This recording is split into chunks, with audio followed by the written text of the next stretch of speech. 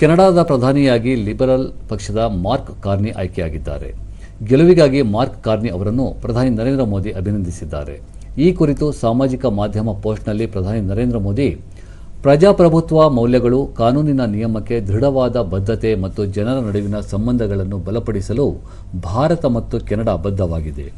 ಉಭಯ ದೇಶಗಳ ನಡುವಿನ ಪಾಲುದಾರಿಕೆಯನ್ನು ಬಲಪಡಿಸಲು ಮಾರ್ಕ್ ಕಾರ್ನಿ ಅವರೊಂದಿಗೆ ಕೆಲಸ ಮಾಡಲು ಎದುರು ನೋಡುತ್ತಿರುವುದಾಗಿ ತಿಳಿಸಿದರು.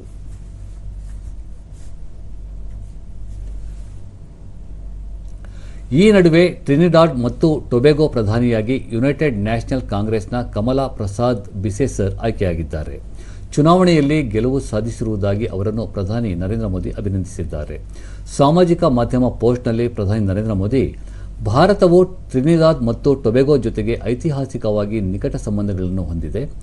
ಟ್ರಿನಿಡಾಡ್ ಮತ್ತು ಟೊಬ್ಯಾಗೊಗಳೊಂದಿಗೆ ಪಾಲುದಾರಿಕೆಯನ್ನು ಮತ್ತಷ್ಟು ಬಲಪಡಿಸಲು ಕಮಲಾ ಪ್ರಸಾದ್ ಬಿಸೇಸರ್ ಅವರೊಂದಿಗೆ ನಿಕಟವಾಗಿ ಕೆಲಸ ಮಾಡಲು ಎದುರು ನೋಡುತ್ತಿದ್ದೇನೆ ಎಂದು ಹೇಳಿದ್ದಾರೆ.